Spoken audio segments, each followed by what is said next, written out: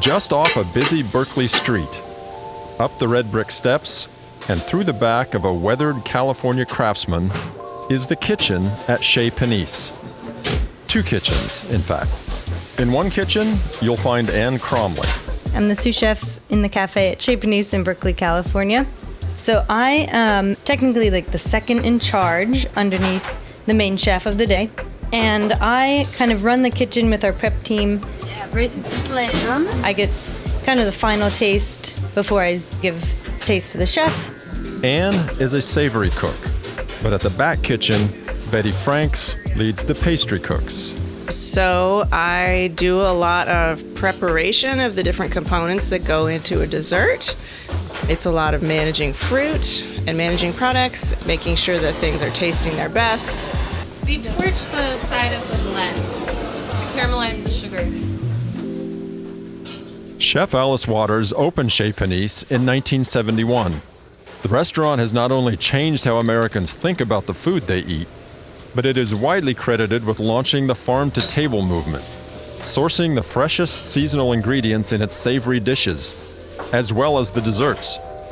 And sweets have always been Betty's specialty. Yeah, always desserts.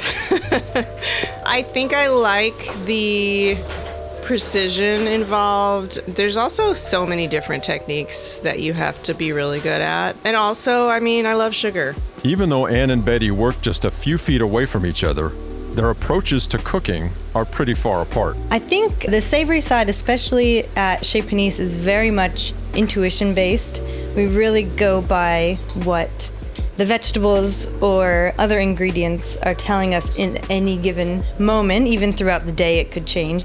We don't really use a lot of recipes. Anne says she couldn't work the pastry kitchen even if she wanted to. It's just kind of not my forte.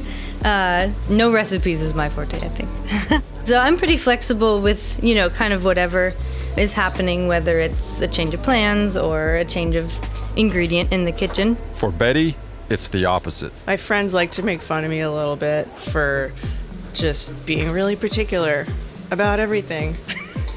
And my husband would say the same thing.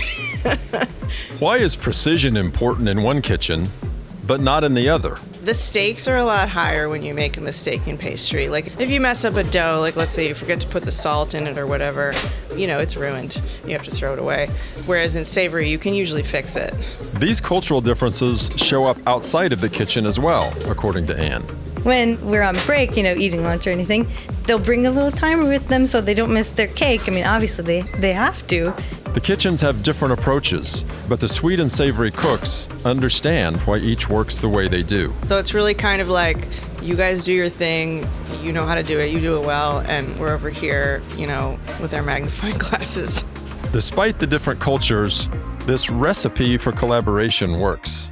There's someone doing something that is important, from the lighting to the shining copper, to making the food, to making the pastry, the wine directors, there are so many moving pieces, and it's quite amazing how perfectly it works. Betty says she knows why. The culture of this place is so strong that is kind of like the overarching culture. We've been open for 50 years and there's a vision here and there's an aesthetic. We've had the same leader the whole time and we know what she likes, and she's not necessarily in the kitchen with us, but we are definitely all working towards this vision. These kinds of cultural differences show up in all types of organizations and pretty much everywhere in our lives. You can think of more flexible workplaces as loose, like the savory kitchen, and the ordered environments, like the pastry kitchen, as tight, according to Michele Gelfand. Michele is a professor of organizational behavior at Stanford Graduate School of Business and author of Rule Makers, Rule Breakers: How Tight and Loose Cultures Wire Our World. We're not just trying to describe cultural differences on some kind of continuum, like tight and loose. We're trying to understand why these differences have evolved in the first place. What makes them make sense? And that's our focus today. This is If Then, a podcast from Stanford Graduate School of Business. I'm Kevin Kuhl, Senior Editor at the GSB.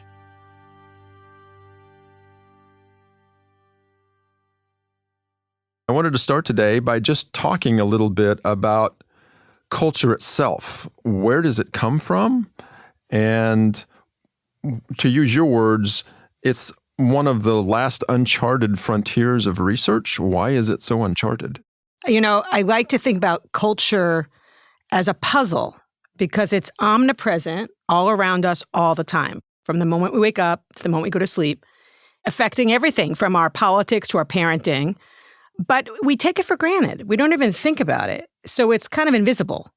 And that's pretty profound puzzle because how can something be all around you and influencing you all the time, but you not realizing it? And it's often only until you get outside of your cultural context, your cultural bubble, we might call it, that you start realizing, wow, like I'm actually been socialized by my parents, by my teachers, by the institutions that reward or punish certain behaviors. I've been socialized my whole life to adopt a certain set of values and norms, to construct a self, so to speak, that fits into that cultural context. So do you think leaders of organizations understand how much of a role they play in either developing a culture or, as the case may be, changing a culture? This is a very interesting topic that is being studied now is something called cultural intelligence, or CQ. And this is really the ability to understand cultural variation, where it comes from, what its consequences are for human behavior in organizations and beyond. And what's interesting about CQ is that it's independent of IQ. You could be super intelligent, general intelligence, but be low on CQ. You could be really high in emotional intelligence and still be low on CQ. And so that's a real issue in organizations today when we're in a global context where we need to understand how do we negotiate deals across cultural boundaries? How do we help create global teams that operate virtually? How do we help our expats transition to other cultures to be most effective? So what we do in our research is we try to understand how do cultures vary around the world in organizations, even in our own households, and measure those aspects of culture and then try to use them to predict organizational functioning. So one of the topics that I've been working on for many years is basically how tight or loose are social systems. This is one aspect of culture among others, but we can quantify cultures that tend to veer tight, that have a lot of rules, that have very reliable punishments when you violate the rules. These are cultures we call tight cultures. Mm-hmm. Other cultures at the opposite end of the continuum tend to be loose. They are less wedded to particular rules. They have more variance, more permissibility of what's acceptable in terms of human behavior. Places like Japan, Austria, like Singapore tend to veer tight. Mm-hmm. In our data at the national level, cultures like New Zealand, like Greece, Brazil, tend to veer looser. And it doesn't mean they don't have some domains that are tight. And likewise, we know some cultures, like even Japan, have some domains where there's legislated looseness. And then we can zoom into organizations, and we can also start measuring how tight or loose organizations and units therein veer, because neither tight or loose are good or bad. They're just about trade-offs. And so one of the trade-offs we see across levels is what we call the order-openness trade-off. So tight cultures have a lot of order. The societal level, tight cultures have less crime. They have more synchrony, meaning coordination. Even in very surprising places like the stock market, like there's actually more synchrony in buying and selling stocks in tight cultures. Even clocks in city streets in tight cultures are more aligned. They say they're more likely to have this similar time. You could see in the book, we have data on this. They also have more discipline. There's more self-control, more self-regulation. So they're good at execution probably, right? That's right. There's a lot more kind of training on being attentive to rules, to managing your impulses. And that's all in the service of not being punished for violating rules. Actually, tight cultures have less debt. They have less obesity. They have a host of self-regulation successes, including lower alcohol abuse. Loose cultures struggle with order. They have more crime, less synchrony. Those clocks are all over the place. Yeah. But loose cultures corner the market on openness, and they tend to be more adaptable to change. So it's a trade-off, and that order-openness trade-off you see in organizations as well. We see that tight organizations tend to have more efficiency, more coordination, success at implementation. The people that are attracted to tight organizations tend to be more cautious, more careful.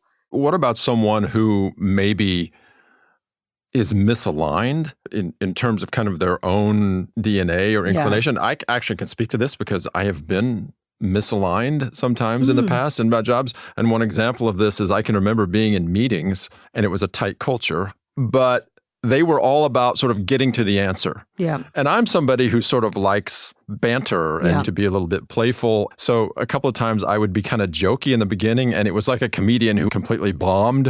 It was like silence in the room. I mean, it'd be nice to get the memo before you enter the organizational door. Right. Hey, guess what? We're going to let you know that the people, the practices, and the leadership in this organization all veer tighter versus looser. And for sure, we have some interesting data that show that fit matters. People who have looser mindsets, and you can take the quiz on my website that can determine I'm whether very loose. Are you very loose? So there you go. Again, we can all shift it up depending on the context, but people who have looser mindsets tend to be attracted to looser organizations. And we know from a lot of work in organizational behavior that people that tend to be different tend to leave. Not everyone, but that kind of attrition happens.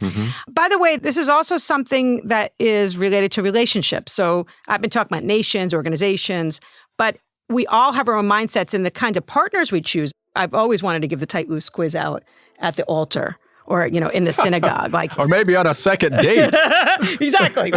Truth be told, I veered moderately loose on my own quiz, and my husband is quite tight. He's a lawyer. And he has a lot of accountability. Whenever you have a lot of accountability, a lot of monitoring, whether it's public accountability or actually issues related to safety in an organization, you're going to start seeing rules. Because rules are really helpful in those contexts. And the fact is, we've been married 30 years, but we have a lot of tight, loose conflict. And we try to negotiate it. He really gets very deeply disturbed how I load the dishwasher. How you load the dishwasher? Yes. I mean, I would say he really gets disturbed by it. Is it chaos? Pretty much. And he'll now reload it. He just reloads it. Really? But these conflicts, they can really, in some couples, tight, loose manifests itself in other very problematic conflicts. Like dishwasher, we can survive the dishwasher problem. But tight, loose conflicts that we've studied relate to financial management. Where do you sort of veer in terms of risk-taking, in terms of your finances? Parenting is another prime source of conflict. How do we think about rules for the kids and what domains? Even vacations, like how do you organize a vacation? My siblings and I have vacation every year together, and finally we're using the language around tight loose. You've taught them this? Yeah. Yeah. And they want to have a framework to try to organize like why we vary on certain things. But the important point here is that negotiation, which I also teach at the GSB, is about your priorities. You can't have everything you want in your life. So when I talk to my husband about his tightness in our household, it's like, what are your priorities? What's the thing that irritates you the most about what I do, and vice versa, so that we can then each get our priority domain. So you invite that dialogue, and Yes. that helps. Yes, and including with vacation. Some people love spontaneity, unpredictability on vacation. Other people like structure. Like, that's fine. Both of those codes are perfectly reasonable. And so why don't we actually talk about it and negotiate it for a healthier and more enjoyable vacation? And I think what's so exciting to me about cross-cultural psychology more generally is that we're not just trying to describe cultural differences on some kind of continuum, like tight and loose. We're trying to understand why these differences have evolved in the first place. What makes them make sense? And when we originally started looking at tight loose around the world, I had just a simple idea, a theory to test with this 30-plus nation study, which was that countries or any context, whether it's organizations or households, that have a lot of threat that they have experienced chronically in their lives. Think about Mother Nature's fury, like natural disasters, famine. Think about how many times your nation's been invaded. We can actually quantify that. We can get data from political science. We can get data on natural types of threats from lots of different sources. And the idea is really simple. When you have a lot of threat, you need rules to coordinate to survive. So you can see that tightness, it's dynamic. It can increase, it can decrease. And so in general, countries that have had a lot of threat or organizations that have a lot of threat, whether it's safety issues like in manufacturing or hospitals or airlines, they tend to have more rules because they need those rules. Countries that or contexts that have less threat can afford to be more permissive. And so this is something I think is really important to recognize, that culture evolves for some reasons. That's not the only reason why it evolves. But it's important to realize that not only can we try to understand cultural variation, but then try to think about what makes it functional, because that can make us less judgmental about it. Recently, we published a paper in Harvard Business Review that was on the impact of tight-loose differences across about 4,000 cross-border acquisitions, like on financial performance, on the price tag for cultural differences in tight-loose. But the question we had was, can we actually quantify this across many different CBAs, cross-border acquisitions? And in fact, what we can see in this paper and the Associated Journal article is that even small differences in tight-loose relate to pretty serious decrements in financial performance. So this sort of makes us think like, wait, why don't we try to negotiate these differences before we merge? Think about this not just in terms of strategic compatibility, but think about the cultural iceberg, like beneath the surface, in terms of the different people and practices and leadership that we know we can measure in organizations so that we can help people, just like we would help couples, to really be very mindful about how we're going to handle these cultural differences. One that comes to mind, in fact, that you've studied is Amazon purchasing Whole Foods. What was the early on short-term result of that? How did that express itself? And then how did it develop from there? I think this is a great example of that. These mergers don't have to be like across oceans. They could be within our own backyard. And in this case, again, culture tends to be ignored in these kind of mergers in favor of strategic compatibility. There's a lot of compatibility strategically between Amazon and Whole Foods merging. But what we could see is that the culture of Whole Foods was quite loose, including the founder. The founding leaders are imprinting their own mindsets on the organization. There was a lot of discretion. There was a lot of voice in this organization, that there was a source of a lot of pride. Amazon, not surprisingly, veers tight. It had in some pockets of looseness, but it has a lot of rules. Very systematic. Very systematic. And there was the sense that these differences really caused a lot of discontent, particularly in Whole Foods.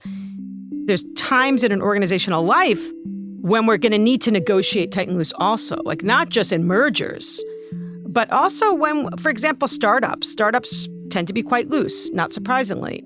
But as they're going to be scaling up, they're going to need to tighten. And one of the things we found in interviews of people who start up firms here in Silicon Valley and elsewhere is that they're not necessarily aware of how difficult that's going to be. Because if you have a loose mindset, you like that freedom to just be creative, and rules feel very, very constraining. And actually, a lot of people leave once they're bought out because that tight-loose conflict, again, is happening. And so one of the things I think it's important, more of a general principle, is as leaders, to be effective, we want to be ambidextrous. Even if we might lean tight or loose, we want to be able to create context where we can have both tight and loose elements. I call it the Goldilocks principle for organizations. It's not whether you're tight or loose, it's how you actually create balance in your organization. We don't want to take a tight organization, like I work with the U.S. Navy, for example. Clearly, this place needs to lean tight. Hospitals, also I work with hospitals. They need to lean tight. But they're also worried about this trade-off. Like as you get super tight, you have more coordination, more efficiency, that kind of order we've been talking about, but you lose out on that creativity, that maybe innovation. Less innovation. Exactly. Yeah. So we want to try to think about, for tight organizations, we call this flexible tightness. How do you insert some flexibility into non-safety domains? On the flip side, organizations that are getting too loose, that are getting really super chaotic, we want to insert some structure, some accountability into those contexts. We call this structured looseness. Is that leadership's job? It is leadership's job. I think that it's the leader's job to use the framework, and that's what we're trying to do, is give a new language to be thinking about these problems. The broader point is for leaders to recognize that there's these two kinds of factors that we're trying to really maximize. One is empowerment that comes from looseness, but the other is accountability that comes from tightness. And imagine a world where you're in a context where there's both, that there's a sense of accountability, that, you have some kind of pressures to deliver and to be held to account, and everyone around you feels that way, where there's clarity in what's expected in your role and in the team. But at the same time, you feel the sense of latitude to be free, to be expressive. And organizations might need to weigh those differently. I like to use what's called the tight, loose, tight model. Like, very clear expectations, tight bookend. Everyone's kind of aligned on what's expected here and has support for that. But then loose in the sense of implementation, like you get this done however you see fit. But then tight on the back end, which is that we check to see that everything has been, how do we do vis-a-vis our expectations? This is actually used in the military. It's called commander intent. It can be used in organizations also. It's a nice way to think about ambidexterity, including in remote contexts where a lot of the bookends got a little bit messed with in terms of clarity of expectation and clarity of like, have you actually reached your goals?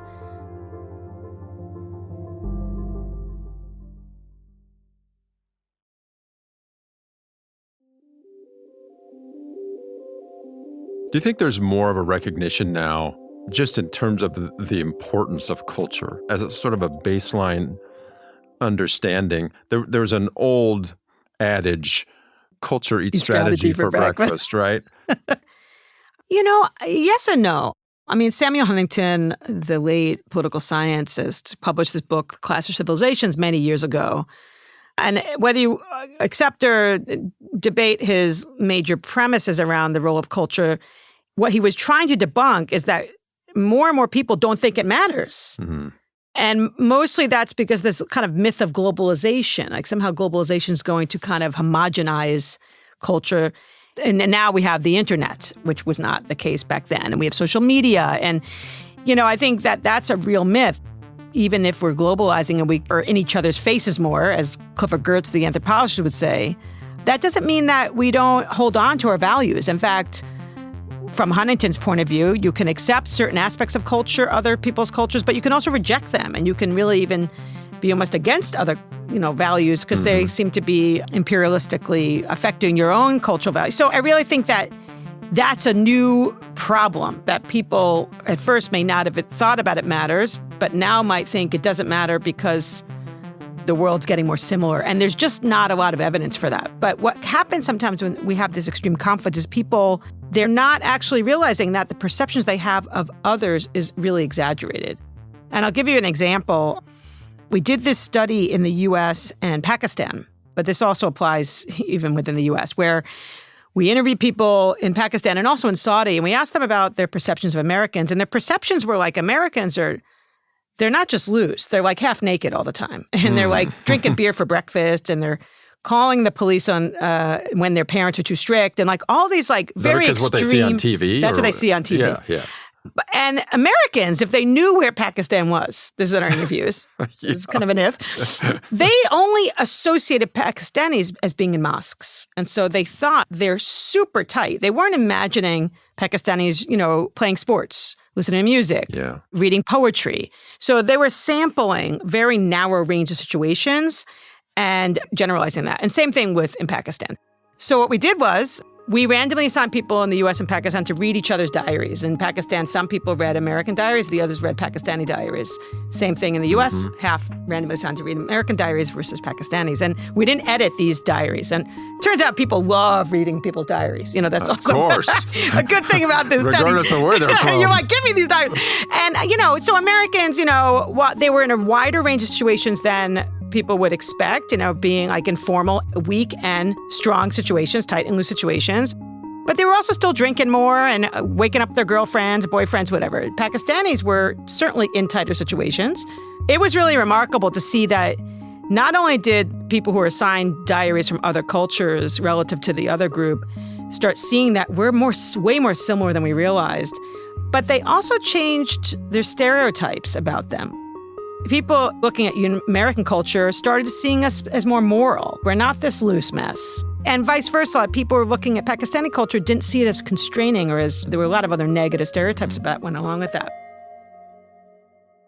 So we've talked a lot about how culture expresses at the organizational level. If I'm in an organization, but I don't necessarily have the levers of power, even if I know tight, loose, and I know the implications of that, what am I supposed to do about it? Yeah, I mean, we can think about this at the sort of organization-wide level, but people's lives are kind of local, right? They're in teams. They're surrounded by some people that they're co-located or at least co-organizing around some kind of task.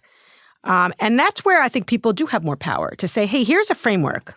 Let's talk about this. Let's use the language to try to label some issues you might be having. Let's diagnose as a team where we are in this continuum. How do we sort of think about the profile of what domains we're tight and loose in? And is this the right balance? One of the things that I think helps is having a framework and a language to try to label the things that we experience in our local teams. And then say, hey, are we at the right balance? For example, like, do we really need to have a certain dress code? Mm-hmm. Is that domain very tight? Because maybe that's not really that necessary. Like in the work that I do with execs here, I have this model called the ease model, which is when we're trying to loosen a tight system. Again, we're not trying to like make it loosey-goosey, but ease stands for examine the rules. In any context, it could be in a team, it could be in a whole unit. Are these rules really necessary? Ultra-tight contexts tend to have a lot of rules, and some are kind of not necessary anymore. They're what we call silly rules. This applies even in the U.S. Navy. Like, do we really need to have rules for haircuts and the socks we wear? So we can sort of start saying, okay, let's do a rule audit. The second thing is allowing exploration. And a team, if you feel like you're in a team that's really super tight, one of the things that we can help ease or add some flexibility, that flexible tightness I was talking about, is to kind of give a time or a place where we're all allowed to just brainstorm on crazy ideas. Anyone could sort of start talking to their teams about these, using their language. Another has to do with shifting to a more decentralized structure. That's part of the ease model, which is like the tight systems tend to be pretty hierarchical.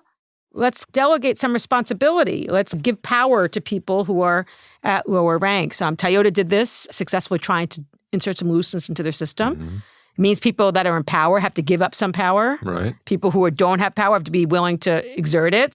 And then the final thing is empowering people, is making people feel like if they dissent, if they disagree in a tight culture, that they're not going to be reprimanded. So there's ways that even in lower level employees can actually talk to their teammates about, do we have the right balance of tight loose? Yeah. Take the quiz. How are we all falling on the quiz? You know, it's a free tool on the website.